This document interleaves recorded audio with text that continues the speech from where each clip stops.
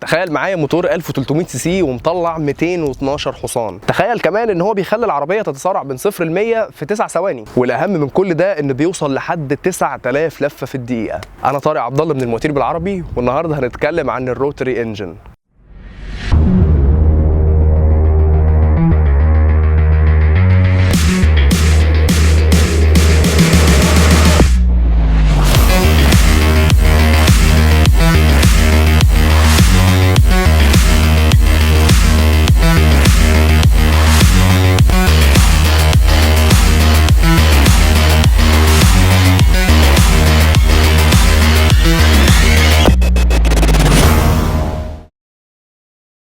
الموتور الروتاري اتولد على ايد العالم الالماني فيليكس فانكل سنه 1924 لما كان عنده 17 سنه بس. الجدير بالذكر ان الموتور الروتاري اول ما اتصنع تماما انفجر بعدها ب3 ايام بالظبط، بغض النظر عن عمره اللي كان قصير جدا جدا بسبب التجليخات الداخليه اللي بتحصل في الجدران الداخليه بتاعه الموتور. تعالوا نشوف اصلا الموتور ده عبقري ليه، والقوه دي كلها خارجه منين بالظبط. محرك فانكل بشكل عام بيتكون من 5 اجزاء رئيسيه، اهمهم حاجتين: الروتر نفسه والهاوزنج بتاع الروتر اللي بيلف فيه. عمليه الاحتراق جوه الموتور الروتاري شبيهه جدا بالموتور العادي اللي هو محرك الاحتراق الداخلي ده ال4 اشواط، يعني شوط السحب ثم الكبس ثم الاحتراق واخيرا العادم. الاختلاف كله بقى ان مفيش ولا بساتم ولا صمامات ولا اي حاجه من القصه الغريبه دي. يعني بما ان الاجزاء المتحركه اللي جوه الموتور اقل، المفروض انه يكون اعتمادي اكتر. قصه الاعتمادي ديت هنرجع لها كمان شويه. اول جزء من اجزاء الموتور هو الروتر نفسه.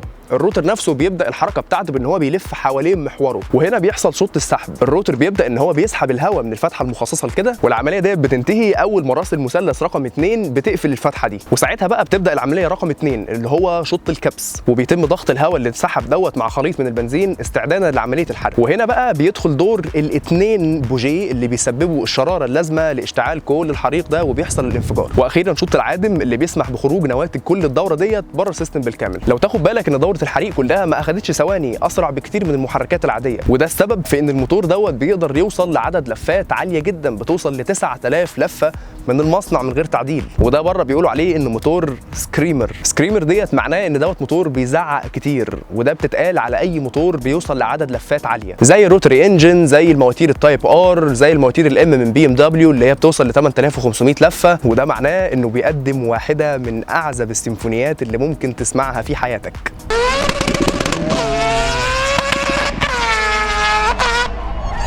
بجانب بقى حاجه مهمه جدا، الموتور ده اجدع موتور بيعمل باك فاير بسبب وبدون سبب. وبما ان الموتور ده سكريمر فهو قادر يخرج احصنه عاليه جدا من سعه لتريه قليله جدا. وبما ان كمان ان اجزاء الموتور قليله وصغيره جدا، فالموتور كحجم صغير جدا وخفيف الوزن ومركز الثقل بتاعه منخفض وحاجه كده يعني عظمه. كمان وزنه خفيف جدا، فده مناسب لاي حد ممكن بيفكر يعدل العربيه ان هو يسقط في اي حوض حرفيا. ولكن الموتور الروتاري واحد من اسوأ المواتير في الاعتماديه على الاطلاق. المشكله العظمى في الموتور ده هو الاحتكاك والتزييت. ده الهاوزنج بتاع الروتر.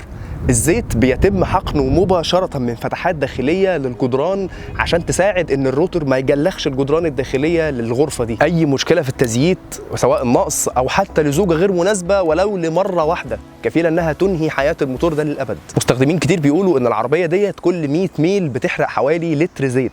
كفايه اقول لك ان كل المستخدمين بيمشوا بجيركن زيت احتياطي في الشنطه، ودي مش نكته. تاني اكبر مشكله بعد التزييت والاعتماديه اللي واقعه في الارض هو استهلاك البنزين العالي جدا بسبب حاجات كتير، بسبب سرعه الدوران العاليه، بسبب عدم وجود صمامات للتحكم في كميه الهواء اللي داخل البنزين، بسبب حاجات اكبر من اننا نعدها. الروتري بشكل عام ما بيقدرش يعمل الحرق الامثل او الافضل لاستهلاك البنزين. الموتور ده بيتعمل فيه تعديلات كتير جدا. يمكن احنا شرحنا الموتور اللي فيه روتر واحد، مش عايز اقول لك ان في مواتير بتوصل ل4 روتر و3 روتر و6 روتر كمان. طبعا ده بغض النظر ان احنا بنتكلم عن موتور تنفس طبيعي مش تربو.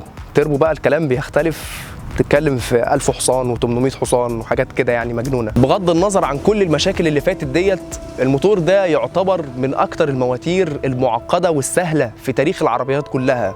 سهل ممتنع زي ما بيقولوا، سعه لتريه قليله جدا، احصنه عاليه جدا. اتفقنا او اختلفنا، محدش يقدر ينكر عبقريه الموتور الروتاري. يمكن لسه محتاج شويه تعديل وتطوير عشان ينافس المواتير اللي اعتماديتها عاليه، والى ذلك الحين خلونا ننتظر بفارغ الصبر التحفه الهندسيه الجايه اللي سواقتها تعتبر من امتع الاشياء في الدنيا على الاطلاق، وتقدر بكل جداره تقدم لك متعه غير عاديه. كل ملاك المواتير الروتاري اللي اتكلمت معاهم اتفقوا على حاجه واحده بس، انهم مش قادرين يركبوا اي موتور تاني من بعده. وبكده نكون وصلنا لنهايه حلقتنا. كل الشكر لصديق هيثم الدمرداش اللي دعم الحلقه ديت بقطع الغيار وبعربيته كمان في الحلقه الجايه من تاريخ المواتير. ما تنساش تشوفها، وما تنساش السبسكرايب عشان نقدر نكمل، وفعل الجرس اللي تحت عشان يوصلك كل الفيديوز الجديده اللي احنا بننزلها. انا طارق عبد الله من المواتير بالعربي، اللينك بتاع بروفايلي تحت في الديسكربشن، اعمل فولو. السلام عليكم.